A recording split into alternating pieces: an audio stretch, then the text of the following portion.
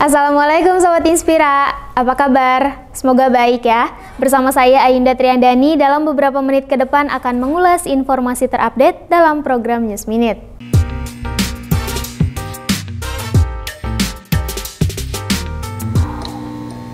Berita pertama datang dari Kabupaten Bandung Barat. Ratusan warga yang terdampak asap kebakaran TPA Sarimukti Senin pagi ini belum menerima bantuan makanan, disebabkan karena bahan baku di lokasi dapur umum menipis. Beginilah kondisi dapur umum penanganan bencana kebakaran TPA Sarimukti di halaman Desa Sarimukti, Kecamatan Cipatat, Kabupaten Bandung Barat. Suasana nyaris tanpa aktivitas sebagaimana mestinya. Pagi ini tidak terlihat ada kegiatan memasak kebutuhan untuk memasok makanan ke ratusan korban dampak asap kebakaran dan juga ratusan petugas. Terlihat sejumlah petugas dapur umum juga hanya berkumpul tanpa aktivitas. Petugas dapur umum tak melakukan kegiatan memasak, tak ada bahan baku seperti beras hingga lauk pauk. Padahal biasanya, sejak masa tanggap darurat bencana kebakaran ini diberlakukan, sekitar 800 bungkus makanan dipasok, masing-masing untuk warga yang terdampak dan aparat yang bertugas.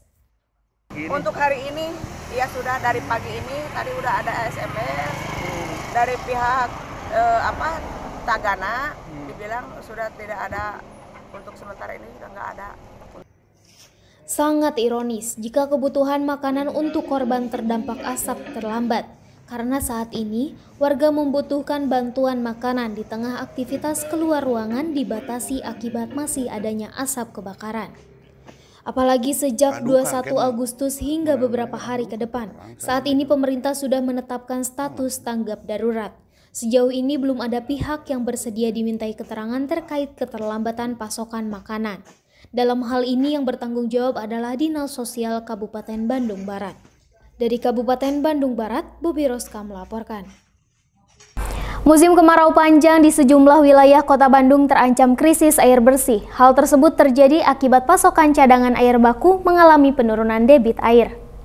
Sudah beberapa minggu terakhir sumber pasokan cadangan air baku Perumda Tirta Wening, yakni Situ Cileunca dan situ-situ Cipanunjang, mengalami penyusutan debit air hingga 50%.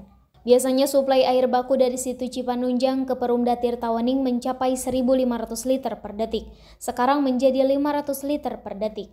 Artinya PDAM kehilangan 1.000 liter pasokan air yang jika dikonversikan bisa melayani kebutuhan 100.000 pelanggan. Akibatnya ratusan ribu pelanggan di sejumlah wilayah di Kota Bandung terancam krisis air bersih. Kota Bandung sangat terganggu.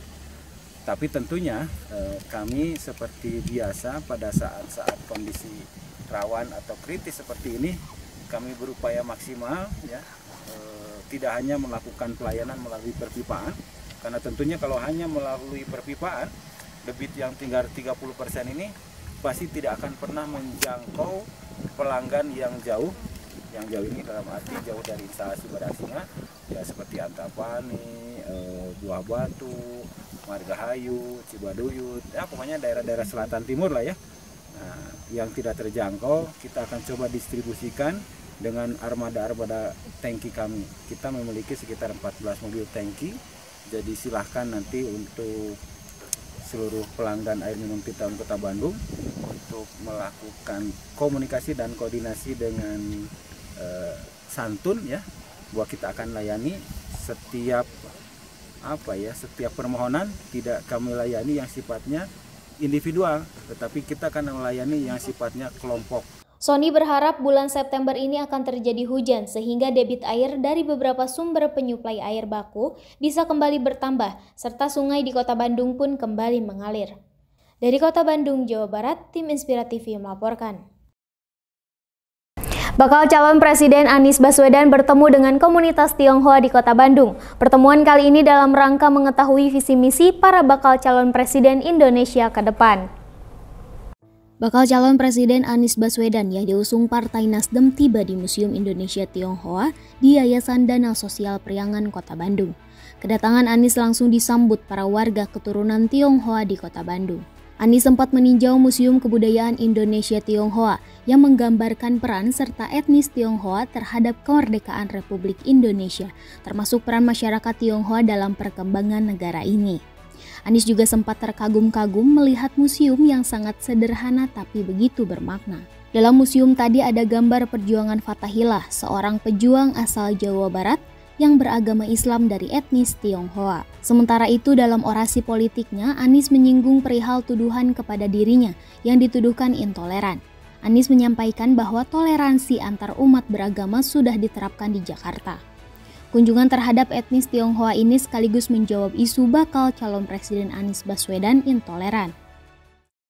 Semoga Tuhan mentakdirkan saya bertugas sebagai gubernur, dan sesudah saya bertugas sebagai gubernur, maka saya akan jawab semua sangkaan itu dengan kenyataan yang ada di Jakarta. Sementara itu, Henry Husada, ketua pertemuan ini menyebutkan, tujuan diundangnya Anies Baswedan ke tempat mereka adalah dalam rangka mengetahui sosok calon pemimpin negara ini, termasuk Anies Baswedan. Rencananya bagi para calon Presiden Republik Indonesia akan diundang oleh para komunitas Tionghoa Kota Bandung. Harapannya tentu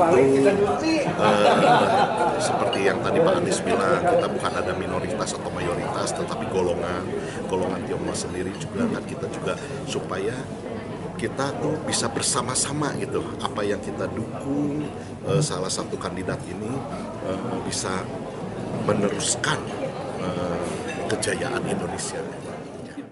Para etnis Tionghoa di Kota Bandung berharap pemimpin Indonesia ke depan adalah orang-orang terpilih yang bisa menyatukan semua kelompok dan golongan yang ada di Nusantara ini. Dari Kota Bandung, Jawa Barat, Bobi Roska melaporkan. Berita terakhir sekaligus menutup perjumpaan kita kali ini datang dari Gubernur Jawa Barat Ridwan Kamil yang resmikan alun-alun Kota Cimahi, Jawa Barat. Menurutnya, pada revitalisasi alun-alun Cimahi, pihaknya tak merubah karakter Kota Cimahi guna menarik minat masyarakat untuk datang. Warga Kota Cimahi tak perlu lagi berpergian jauh untuk menikmati alun-alun. Kini alun-alun milik Kota Cimahi telah memiliki wajah baru setelah direvitalisasi oleh pemerintah Provinsi Jawa Barat dan diresmikan oleh Gubernur Jawa Barat Ridwan Kamil. Gubernur Jawa Barat Ridwan Kamil mengatakan Kota Cimahi membutuhkan ruang-ruang fisik seperti jalan khusus bagi pejalan kaki. Hal itu yang dapat meningkatkan investasi yang berfokus pada bidang kuliner, pariwisata, serta jasa. Menurut Ridwan Kamil, revitalisasi alun-alun Kota Cimahi menghabiskan anggaran hingga 15 miliar dengan menggunakan anggaran dari Pemprov Jabar.